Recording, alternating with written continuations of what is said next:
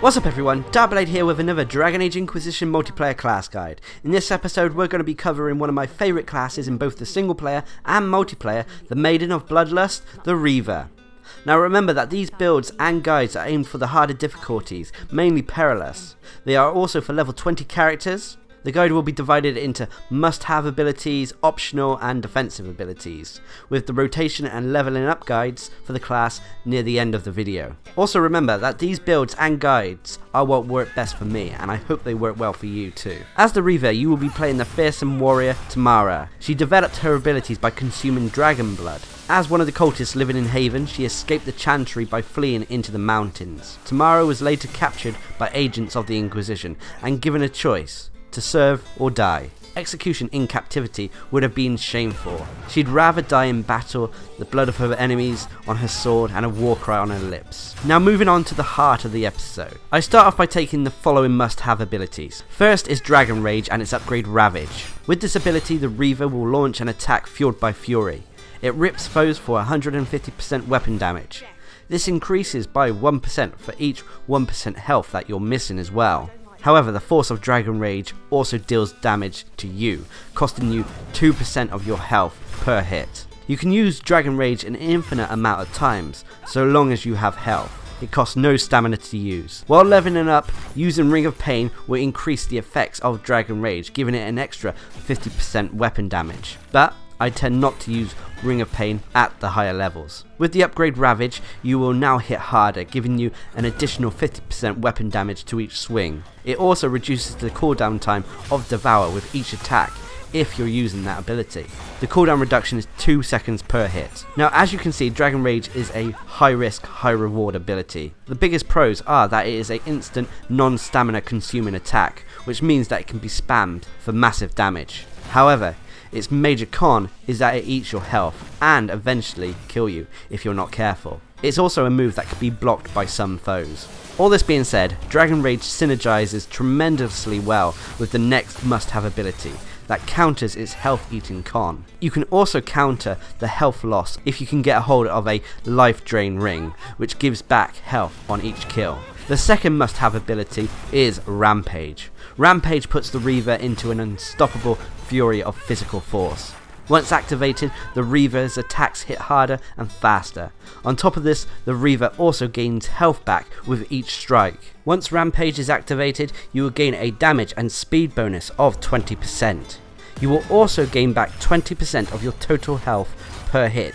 So whilst Rampage is active, if you use Dragon Rage, it means that in fact you lose no health but gain back health with each Dragon Rage attack. Rampage lasts for 10 seconds, which is not long. It also comes with a base 27-second cooldown. It also costs 65 stamina to cast. The pros for this ability are clear. Its damage and speed bonuses are great buffs, but what makes it truly amazing and a key ability to the Reaver is its health regeneration. The cons are that it does have a moderate cooldown and a short duration. The cooldown downside can be reduced slightly if you can get a hold of a cooldown reduction amulet, which is advisable as you need to use Rampage as often as you can to be at your best. Lastly, there used to be a serious bug with Rampage. If you were taken down by an enemy whilst Rampage was active, then the healing aspect of the ability would no longer work. This, however, has since been rectified thanks to patch 1.03 on the PC and patch 1.04 on the consoles. With these patches installed, you should no longer have any issues with Rampage bugging out. For the optional abilities, I take Warhorn and its upgrade Break Their Spirit. With this ability, the Reaver will give a mighty blast on her Warhorn that puts fear into the hearts of enemies. This leaves enemies panicked. The radius of Warhorn is 8 meters, so it's fairly large. The duration of the fear effect is 6 seconds, which is short but gives you some respite from enemy attacks. The Warhorn also costs 35 stamina to cast and comes with a 21.6 second base cooldown. Its upgrade Break Their Spirit makes the Warhorn more effective against those enemies who use guard. It also sunders opponents' armor. The damage bonus you get versus guarded enemies is 1200%, whilst the armor reduction sunder effect is 20%. Now, not many foes have guard, but the 20% armor reduction to all foes is a wonderful bonus that allows you to deal even more damage to affected enemies. Now, the pros for Warhorn is that it gives you a small form of crowd control. When there are too many foes around you, then your Warhorn can save you and your team.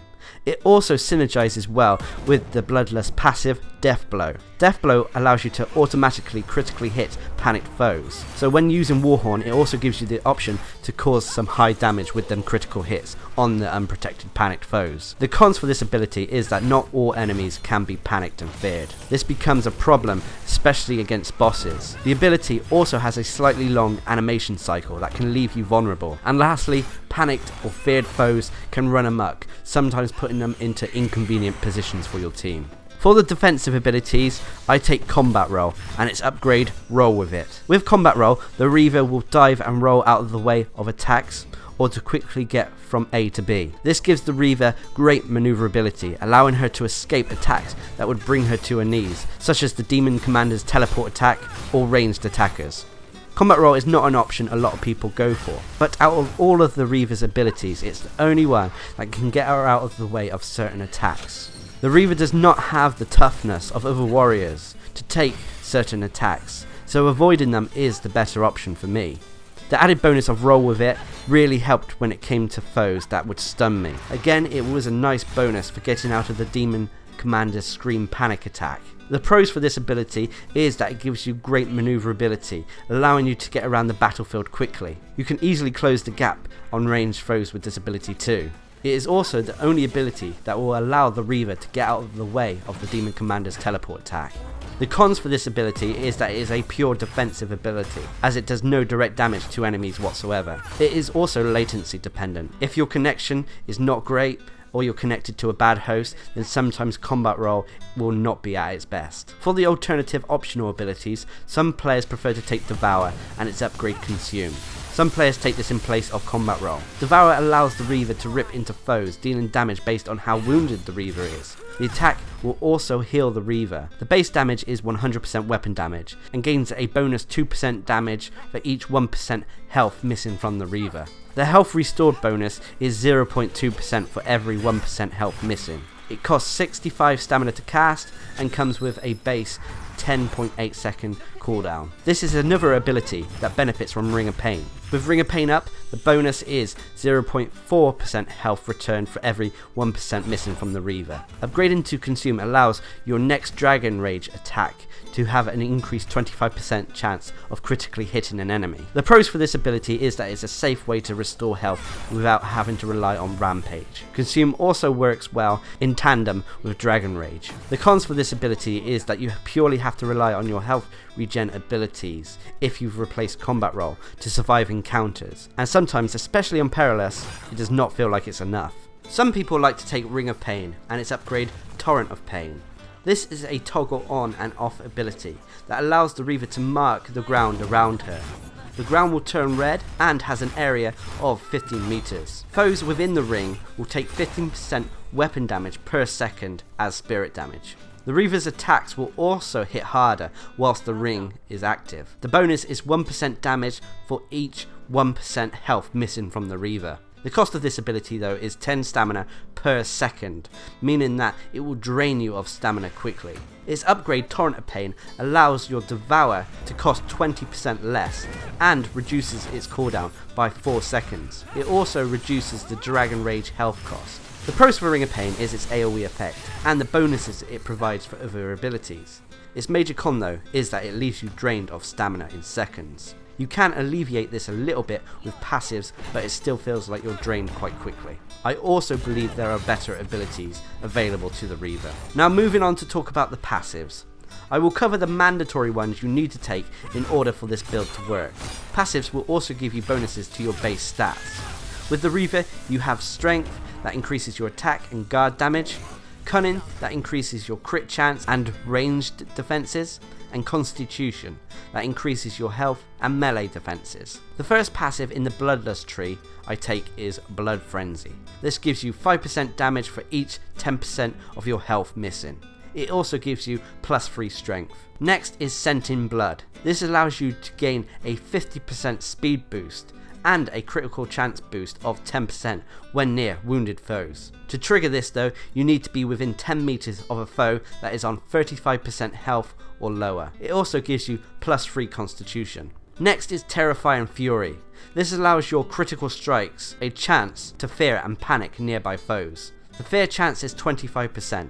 If triggered, it will fear all enemies within 10 meters for 6 seconds, as long as they can be feared. This basically gives you a free Warhorn. It also gives you +3 cunning. Next is Death Blow. I already mentioned this passive earlier in the video. This allows all hits against feared, panicked, or sleeping enemies to critically hit. It also gives you +3 cunning. Next is Flow of Battle, a passive that's available to all warriors. This allows for every critical hit to reduce the cooldown time of all your abilities. This works really well with Rampage, as you need to use it as often as you possibly can. The cooldown reduction is 1 second per critical hit. It also gives you +3 strength. Moving on to the Assault Tree, there's only really one mandatory one you need to take here, and that is Coup de Grace. This gives you a 30% damage bonus to stunned or knocked down enemies. It also gives you +3 strength. The main reason for taking this passive is that it opens up other passives as well as abilities for the Reaver. Now with the mandatory passives taken, you are left with numerous optional passives you can take. I take the following ones in Bloodlust. I take Fervor. This spurs the Reaver with the thrill of death when enemies die near you. The Reaver gains a 30% damage increase for 5 seconds when a foe dies within 10 meters of her. It also gives you +3 cunning. I also take Bloodbath. This allows your Devour and Dragon Rage attacks to have a chance to weaken foes. The chance is 20%. Foes that are weakened means that their attacks will deal less damage. You also gain +3 strength. In the Assault Tree, I take Adamant. This gives you a 20% armor bonus, adding to the Reaver's survivability. It also gives you +3 constitution. Next, I take Deep Reserves. This allows you to regenerate your stamina more quickly when it's low. Once your stamina is under 50%, the regeneration rate is boosted by 50%. It also gives you +3 strength. Lastly, I take Crippling Blows. This allows your critical hits to weaken foes, reducing their damage by 15% for 10 seconds. This passive also has the added bonus of allowing this weakening effect to stack. It also gives you +3 strength. Now the rotation I use with the Reaver is dependent on what type of enemies we are fighting and how many there are of them. If I'm faced with a few minor enemies that pose no real threat, I will simply use basic melee or Dragon Rage attacks depending on the amount of health I have. When fighting groups of foes who block or parry, I will always try to use my Warhorn first to panic them and fear them, thus opening up their defences for my attacks. Lastly, for the larger groups, or when you're required to tank, or when you need your health replenished, I use Rampage, following that up with a string of Dragon Rage attacks for maximum damage and health regeneration. Remember too, that on these situations you can add Warhorn if there are defensive enemies in the pack to relieve yourself from incoming attacks. Combat roll is not part of the rotation as such, but it's handy to have when getting from A to B quickly and avoiding attacks. Now when it comes to leveling up the Reaver, you should first head straight for Rampage at level 6. Next take Dragon Rage and its upgrade at level 8. After take the Warhorn and Flow of Battle, which should mean you're level 10, then take Deathblow at level 11. After which take Combat Roll at level 13, after which take the remaining passives and ability upgrades as you see fit until you hit level 20. Overall, the Reaver is a beast of a class. It's definitely a high risk, high reward character if you play her the way I do. But I do find it very satisfying to rip through enemies with Dragon Rage. With Rampage active, you are a force to be reckoned with, as you will blaze your way through foes, dealing massive amounts of melee damage. Without Rampage, however, you are not as tough as you might think. Without Rampage and nearby foes to kill, ranged enemies can bring you down easily. So you need to watch the battlefield, knowing when it's best to attack and when it's best to fall back. She is one of my favourite and a great high damaging melee character in the game, but you cannot let her bloodlust infect you, or you will take risks that lead to your demise. So survey the battlefield, plan your attacks wisely, and when ready, unleash hell on the enemies. Lastly, if you want to take this build in the single player, it can be used by either the Iron Bull or by a Warrior Inquisitor who has taken the Reaver specialization. Also remember that in the single player too, that Rampage is a focus based ability, so it cannot be used as often as it is in the multiplayer. Anyway, I've been Darcblade, bringing you my guide to the Reaver in Dragon Age Inquisition's multiplayer. Hope you enjoyed the video, thanks for watching, subscribe and like for more.